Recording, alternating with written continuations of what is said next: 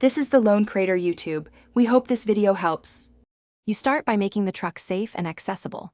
Park level, chalk wheels, and disconnect the battery negative so the starter cannot engage. Once done, bleed all compressed air. Open drain cocks until the gauge shows 0 psi, because you cannot work safely with pressure present. Next, mark belt routing and label electrical connectors, and remove the serpentine belt. Make sure to have 15 mm and 18 mm sockets ready along with a torque wrench. These first removals set up the replacement without. You continue by supporting the compressor with a jack or strap as you loosen the mounting nuts so it doesn't fall.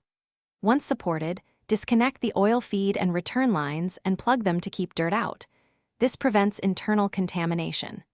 Remove the compressor from the housing and inspect the drive pulley and shaft for play, check mounting faces for warping, and look for oil leaks. This tells you whether seals, pulleys, or adjacent components need replacement before installing the new unit. You fit the new compressor, aligning it on the studs and torquing fasteners to spec so misalignment does not cause premature failure. Once mounted, reconnect oil feed and return lines, then reattach electrical connectors and the belt.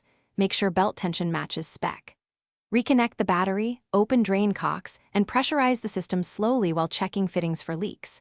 If the unit binds, leaks, or the belt squeals, make sure oil feed is clear, mounting is square, and belt tension is correct. Replace any faulty part. Thanks for watching. Consider subscribing if we helped you.